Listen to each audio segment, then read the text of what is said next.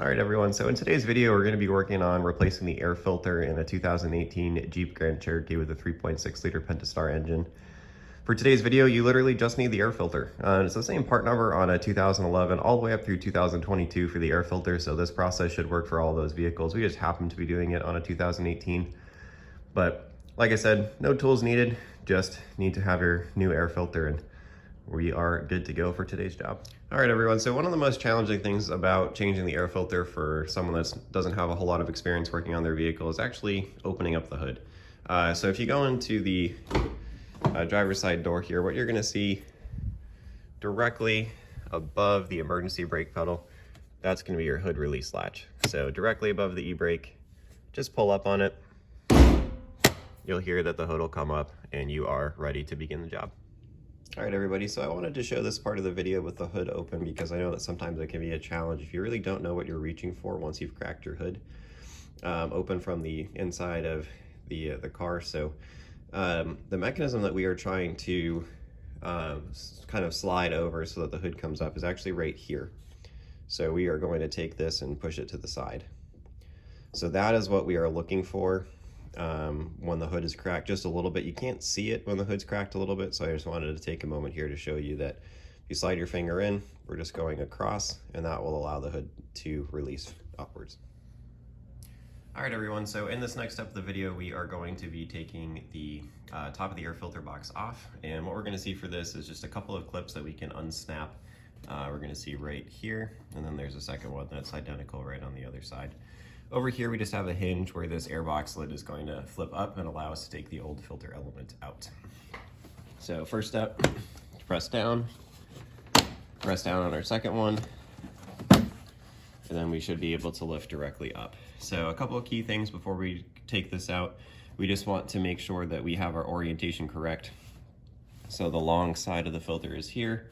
The second thing is our metal grate is going to be on the top of the filter, so we're going to want to make sure that when we reinstall, we're doing it the exact same way. So taking this out, we can see some dust popping out of this, and filter's in decent condition, but for 40,000 miles approximately of use, it's time for a new one to go in. The second thing, take a look at the bottom of the air filter box. If you see, little leaves, things like that, pine needles, you can just reach in there, try to clean them out a little bit, but here we're basically clean, which is good. So we are ready to put our new element back in. So here's our new one. Again, lengthwise, our metal grate goes on top.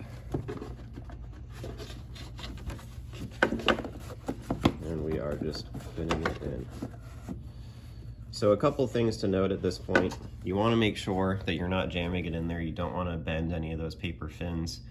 If it doesn't go in perfectly, definitely don't want to press on this hard at all. Just kind of reposition it and adjust until it goes in. The second thing, before putting the top of the box back on, we want to check the edges and make sure that we have a nice even seating around, that it's not caught on anything. You can kind of feel the edge of it with your fingers as well. So by doing that, we ensure that there's no gaps, there's no places that air is getting in unfiltered. We want to make sure all of the air that's getting into this is filtering first. All right, so the next step of putting this lid back on is these hinges. We want to make sure that we are sliding into our hinge here before we click down on our box. So that's step number one. So we'll go over to this side.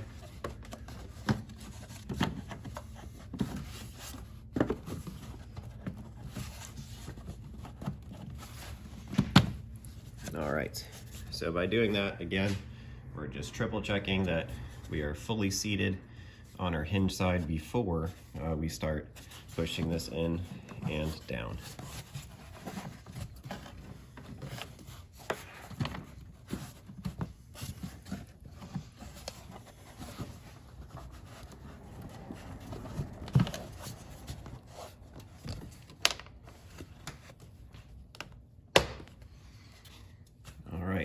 So fully seated, got our first clip in.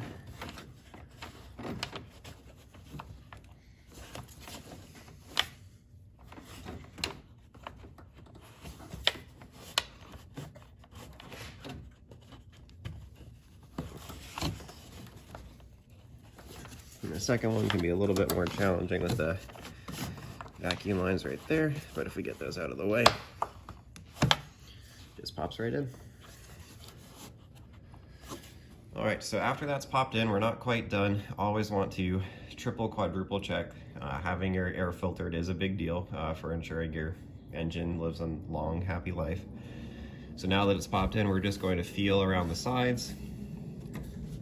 And we're looking for gaps here. Anything that is not uniform, not perfectly sealed, anything out of the ordinary is what we're checking for. Just making sure that we did a good job getting this to sit back on. Sometimes with these little plastic hinges and snap rings, it's not quite as obvious or quite as clear if it's imperfect, so that's why you always want to triple check at this step. But for the most part, we're looking pretty good, and we are ready to move forward. All right, so our last step for today is going to be shutting our hood. So the first thing we want to do is just double check whatever we were working on that it's fully secured. So depending on what it is, if you're, tightening down, filling up with oil, that this is secure. If you're filling up with washer fluid, that's secure. If your air filter, just change your air filter, that is secure, that all of our latches are down on the sides there. So whatever you're doing, we just want to double, triple check that we're not leaving anything open. The second thing is make sure everything is clear. So our hood latch is clear. On the side here, there's nothing on the edge. The right side there, nothing on the edge. So we're just gonna take our hand on the top of the hood. We're just gonna slowly lower it. This is where a lot of people slam, and that's where you can get some bent hood mechanism parts, which we don't want to do.